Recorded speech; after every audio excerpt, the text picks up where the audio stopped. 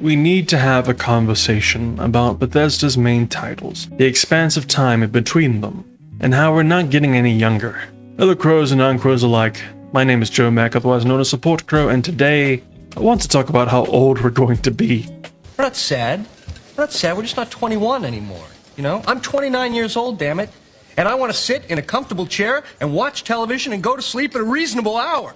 Yeah. So let's cover what we know. Let's talk about the problem we're facing, and let's talk about some solutions. Or at least what I would consider the solution to be with my limited understanding of the industry and yada yada yada. You get the point. Let's start with the problem. What is the problem? Bethesda's main project studio has a project cycle of TheElderScrolls, Fallout, and now the new arrival, Starfield. Let's look at this chronologically from the first Elder Scrolls game. In 1994, we had the Elder Scrolls Arena. 2 years after that, in 1996, we get Daggerfall. 8 years after that, in 2002, we get Morrowind. 4 years later, in 2006, we get Oblivion. Not long after, we get Bethesda's first Fallout game, Fallout 3, in 2008. And then 5 years after Oblivion, in 2011, we get Skyrim. In 2015, 7 years after Fallout 3, we get Fallout 4. And then 8 years later, we get the new arrival in 2023, Starfield. It is now 2025, and if a title game from all three of these franchises were to come out this year, The Elder Scrolls 6 would be 14 years after 5, Fallout 5 would be 10 years after Fallout 4, and Starfield 2 would just be 2 years. The length of time that has grown between these projects has sparked a number of questions and conversations. How much longer until The Elder Scrolls 6? Will we have to wait another 5 years until Fallout 5? Will it be 15 years before we get the next Starfield game?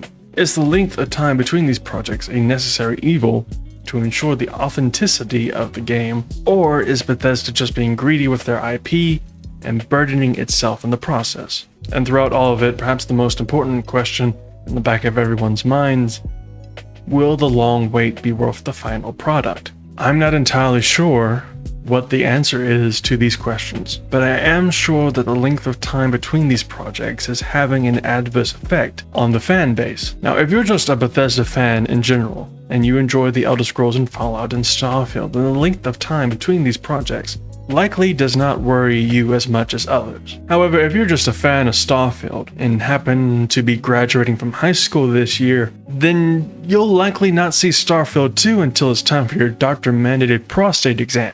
If you're a man over the age of 50, schedule your prostate screening today. If you're feeling a sense of existential dread, then congratulations. You're experiencing what I call the Bethesda Zone. This sensation, this prolonged experience you're having floating in the currents of time in a state of semi-critical existential crisis is the problem. Why in the name of Julianus' gonads are we held in stasis for such a long time? What can we do to smooth over this issue? Well, Bethesda's solution seems to be Elder Scrolls Online and Fallout 76, and I'm willing to bet they have some kind of MMO planned for Starfield in the works also. The issue is that while those games may be fun and engaging for a lot of people, it's ultimately for a different target audience. I love Elder Scrolls, but my love for the franchise isn't enough to keep me engaged in ESO. We need solutions for multiple different audiences that ESO and 76 simply don't reach. And these solutions must be not only beneficial for us gamers, but also beneficial for Bethesda as a company. Otherwise, it's just not gonna happen. One solution that pops up time and time again stems from Fallout New Vegas, the game developed by Obsidian Entertainment, and that many consider to be the best Fallout out of the franchise. The solution being simply trust other studios to create games based on the main IPs. Give other creative and talented developers the opportunity to craft experiences with the Elder Scrolls, Fallout, and Starfield.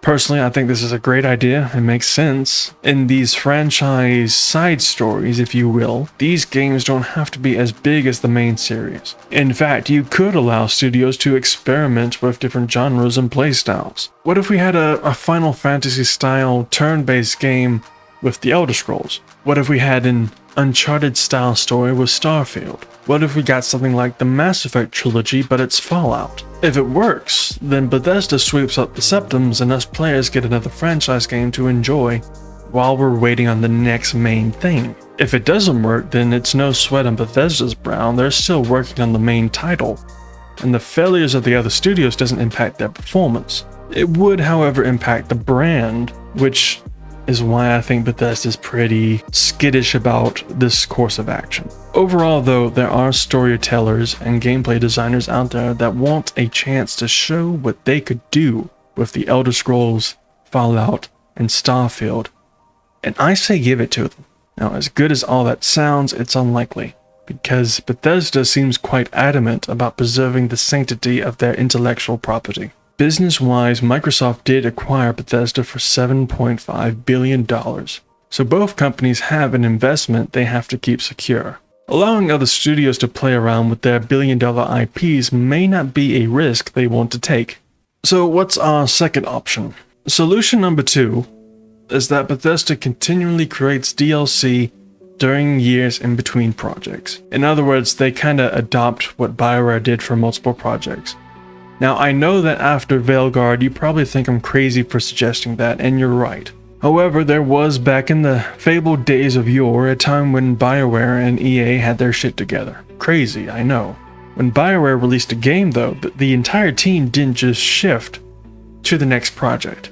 You don't need every developer for every stage of development. Some devs were left behind to create additional content for the game that was released. They just create DLC until it was time for them to join the next project. My proposed solution is that if Bethesda is going to have dev cycles this lengthy, then perhaps they should consider having a small team dedicated to releasing some kind of DLC or expansion for each year or so in between main titles. Granted, I don't know what the logistics are to do that, or what the cost to benefit ratio is for such a solution. You could say that Bethesda is kinda doing this already with paid mods, but that's not really the same as official Bethesda made DLC though.